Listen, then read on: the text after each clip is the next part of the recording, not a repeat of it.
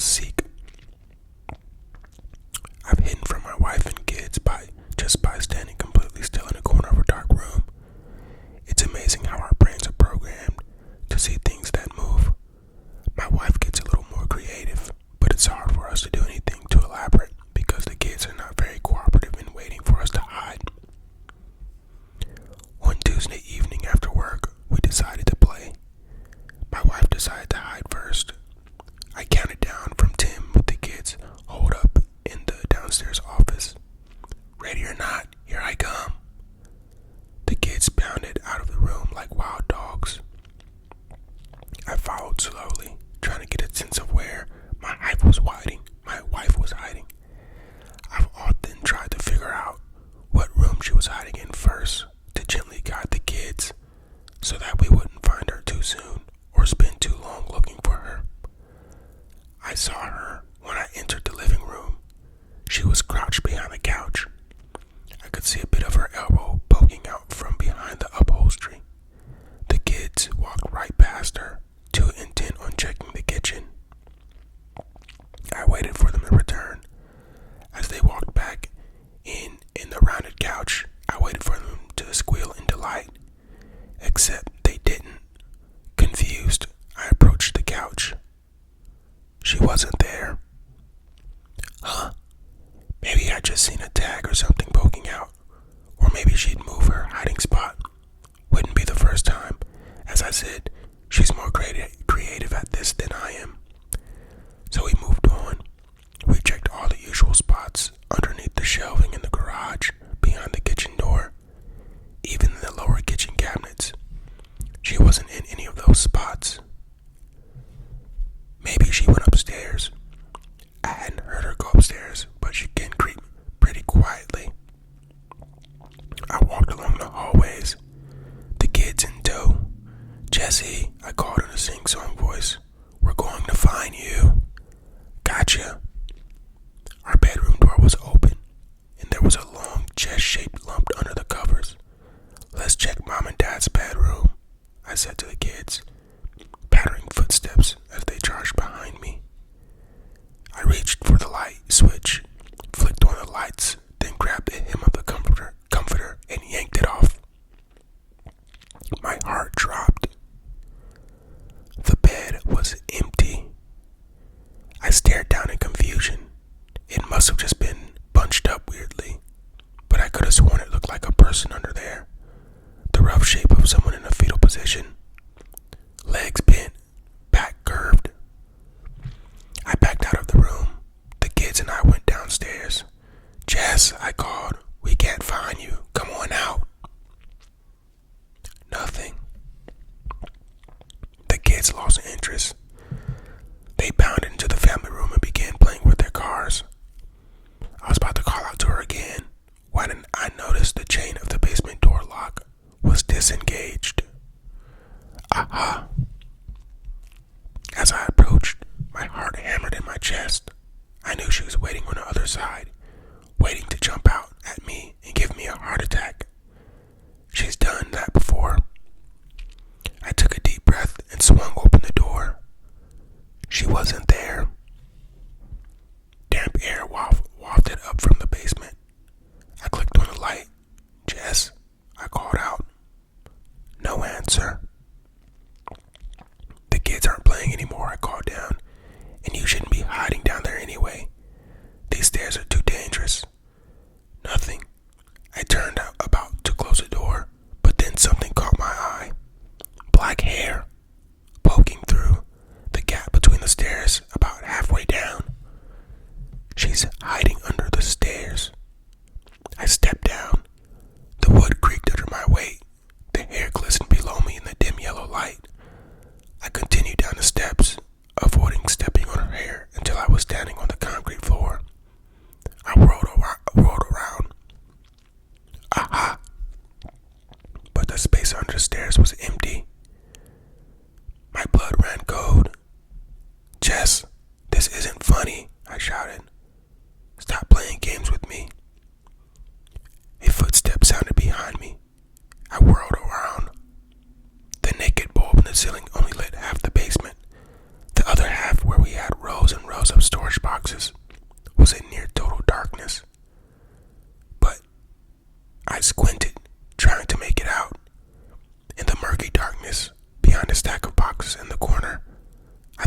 see her standing there. I could only see her in my peripheral vision, like how you can only see dim stars when you're not looking right at them, because of how your optic cells are arranged. I focused on one of the storage boxes, really stared at it, and when I did, I realized I could see her pale calves extending up into the darkness. And as I stood there, I realized I could hear her breathing. "I can see you there," I said, my voice wavering. "Why are you being so weird? The kids aren't even playing anymore, so come on out, please." Deep in the pit of my stomach, I knew there was something wrong, something horribly wrong, so I chickened out. "I'm going upstairs. You can join me when you're ready." I headed for the stairs, but halfway there, the bulb flickered and went out. Total darkness surrounded me. I stretched my hands out, blindly groping into the darkness. They only fell on air. I frantically pawed through the air, searching for something, anything. My fingers caught in something. Hair. I screamed and yanked my hands back. Then I ran blindly into the darkness, but something glanced off me. I shoved at it. I heard a dull thwack, and then I kept running. The side of the banister caught me straight in the chest. Panting, I felt my way to the stairs and climbed them as fast as I could. Then I locked the door to the basement and frantically ran to my kids. They were fine, but as I hugged them, I couldn't get the horrible thought out of my mind. The hair I felt, it was higher than my eye level, about 6.5 feet off the ground. Jess is only 5'2". The police searched the entire house. My wife isn't there. They searched the backyard and patrolled in a 3-mile radius. They came up empty-handed. It's like she disappeared off the face of the earth. Except last night, as I rolled over in bed, I swear my fingers touched something warm. That was honestly pretty scary. I thought that he was going to probably find his wife at the end, but it looks like she's missing, or I don't know. I'm not sure what could have happened. What do you think could have happened? Let me know in the comment section. That was a good story, though. Lots of plot twists and things like that. So, yeah, I hope you enjoyed this story. Alright, let's get ready for the next one. I invited 5 friends over. One too many arrived. The house is burning. Only 2 of us made it out. There were 6 at the start of the evening. 7, I suppose. That was the entire problem. I don't know when the 7th arrived. Dina and Angelo showed up first, while I was still putting out snacks. It must not have been there before them. I recall them being the first. It can't hide in nothing. Kay showed up next. I know she was alone because I've been trying to figure out the right time to ask her out. If she'd brought someone, I definitely would have noticed. When Christoph and Marina got there, Angelo called out. "It's about time you 2 made it," he specified. 2, I remember that. That's 5 arrivals, and of course, I was there all along. Maybe the door was opened at some other point. It might not matter that it's all over. I feel like it does, though. I need to understand what happened. I owe it to my friends. We were playing cards when we noticed it was a 6-handed game, and Angelo was dealing piles in the front of each player. 1, 2, 3, 4, 5, 6, and the 7th to himself. "You've got too many piles," Dina said. Angelo looked at the table in confusion. There were cards in front of each of us. There were 7 separate stacks. "Weird. I don't know what happened here," he said, gathering up the cards. He dealt them out again. 1, 2, 3, 4,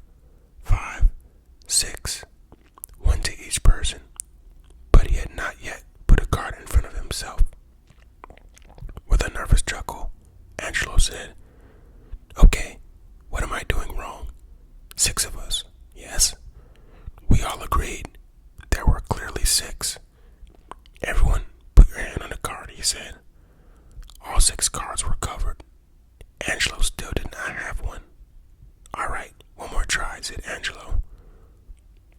While you're sorting this out, I'm going to go to the bathroom, said Kay, standing up. She left the room. Angelo dealt the cards. 1, 2, 3, 4, and a fifth to himself.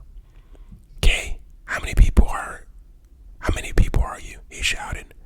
Very funny, she called back. We heard the bathroom door close. Just deal 6 hands, I told Angelo. There are 6 of us. It'll work out. Everyone will pick one hand up and play it, and no one will be left out. You really think so? He said. But why was I getting to 7 before? You're bad at math, Dina told him. Better not let you keep the score, Christoph chimed in. Kay's chair was scooted back up to the table. Angelo dealt the cards. There were 6 hands this time. Everyone picked one up. No one was left out. Weird, said Angelo, shaking his head. Despite the rocky start, the game went well. Christoph won, so as a punishment, we sent him to the kitchen to fetch more drinks. Just after he disappeared into the other room, I heard a startling noise, a sort of quick choking gasp, followed by a loud bang. I was just getting up to see if he was alright when the wine was brought to the table, and I busied myself pouring everyone a fresh glass instead. I noticed that Kay's glass was still untouched from earlier. Hey, where's Kay? I asked. She went to the bathroom, said Dina. What? Again? I guess. I leaned my head around the corner to see down the hallway. The bathroom door was closed. I suppose Marina was right. Shall we deal another hand? I asked. As soon as Christoph gets back, said Marina. I looked around. Christoph wasn't here. Where did he go? The kitchen, said Marina. The wine didn't bring itself in here, I pointed out, and all 5 of the new glasses have been moved. Marina gasped. Are you suggesting that someone is drinking Christoph's wine? We all laughed. I did wonder where Christoph was, though, and Kay for that matter. She'd been in the bathroom for a very long time. She couldn't have been, though. We played the game 6-handed. She must have been here. Maybe she just wasn't drinking. Quick round of spades while we're waiting for those 2 to get back, asked Angelo, dealing out the cards. You've dealt 5 hands, Dina pointed out. Angelo slammed the cards down on the table. Okay, something is going on here. Everyone hold hands. We all looked at him quizzically, but he was serious. We reached out and took each other's hands, forming a circle around the table. Now, in order, everyone say the name of the person to the left. My name was said. I looked left and said Marina, Dina, Angelo, and I'm next to Scott, Angelo said, nodding at me. Wait, I objected. My name was already said. Let's go to the right, he said. Angelo's name was said. He followed it with Dina, Marina, Scott, and Angelo. I said, no, I was named first, he said. We looked at each other. I could feel his hand in mine. I could see him next to me. Look at the table, Angelo said. Why is there an extra glass of wine in between us? Let's take a photo, said Marina. Then we can see everyone at once. She put her phone on the table. We all backed up, put our arms around each other, and smiled. The photo snapped. We gathered back around the table to look. It's you, me, you, and you, said Marina, pointing. 4 of us, no one else. Angelo studied it for a moment. It's not a selfie. Who took the picture? Christoph, said Marina. Kay, I said in the same moment. We all looked around the room. Neither one of them was there. He must still be in the kitchen, said Marina. I'll go see. I think we should all go together, said Angelo. Come on. We entered the kitchen as a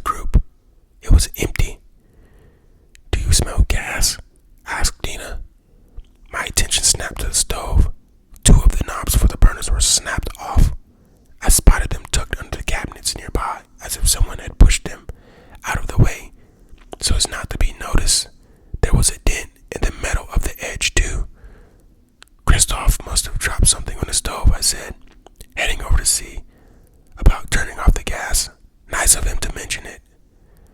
The knobs were too broken, too far down to turn. The gas was starting to give me a headache. I grabbed a hold of the stove to pull it out from the wall and shut off the line behind it, but it was surprisingly heavy. Did I leave something in here? I asked, opening the door. Kristoff's body was crammed inside, the limbs bent and folded back on themselves in order to make it a fit. A gory pool of blood filled the bottom of the oven, sloshing distressingly back and forth from my attempts to move the appliance. Most of it seemed to have come from his head, which had been violently crushed. His eyes bulged outward, staring at me. I screamed, of course. We all did. I turned away to run, to find a weapon, possibly just not to see it anymore. And Dina died. Her throat was ripped open. It wasn't when I turned back, and then it was. Nothing did it. It just happened. Her hands flew up to clasp her ruined neck, but it was far too late to hold anything in. She collapsed to her knees. Her hair was held back as she died, keeping her upright and facing forward so we could all see the panic and despair. We were all frozen for a second. Angelo moved first, diving for her, but by the time he wrapped his arms around her, she was slumping forward, already gone. He screamed, a raw rage of emotion and pain. After a moment, he focused it into words. Where is it? What did this? I grabbed a knife and put my back into a corner, looking around frantically. Marina was gone, and I hoped that she had run. I didn't like that I didn't know. It's been here all night, Angelo hissed. Among us, playing with us. Where's Kay? Where has she been all night? The bathroom, I thought. But I pictured Kristoff's broken body in the oven, and I knew that I did not want to open the door to check. Angelo continued his rant, his voice cracking in fury. We can't see it. We can't know about it. You and I thought we were holding hands when it was between us. This is all a game to it. We don't know how to play. We can't even see the board. We've got to get out, Angelo, I said. It's not safe to be in here. Even without whatever's happening, the stove's still leaking gas. It is, he said, and his voice was suddenly eerily calm. Everywhere, and you know, that's an awfully good way to deal with something you can't see. What are you doing, Angelo? He fumbled in his pocket and pulled out a lighter. The back door's right there, Scott. Run and close it behind you. Don't stop running when you're outside. Angelo, I'm sorry about your house, Scott. Run. I took a step toward him, but he pulled the lighter in toward his body. Go. If you don't go now, I'll do it while you're still in here. I probably ought to anyway. It's a better way to be sure. He flicked the lighter. It sparked. I fled to the door. Behind me, I could hear him flicking the wheel again. I made it outside before the kitchen exploded. I had my hand on a knob, pulling the door shut when a roar of heat and light slammed the door closed and flung me down the stairs onto my back lawn. The windows erupted in flames, pelting me with hot, burning glass. I scrambled along the grass, desperate to get further away. My back was burning, and I rolled to put it out. The house is clearly a loss, but I called the fire department anyway. I didn't know what else to do. I don't know what I'll tell the police when they find the bodies inside.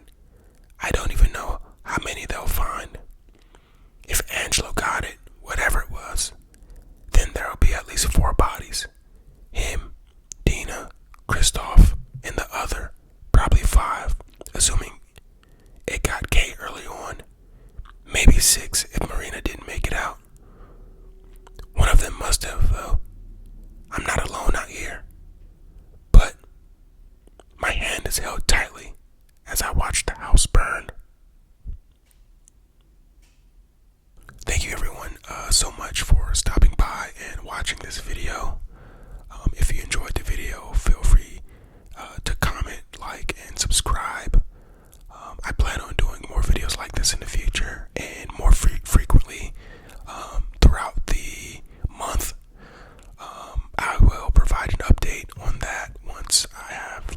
solid schedule. But yeah, let me know in the comment section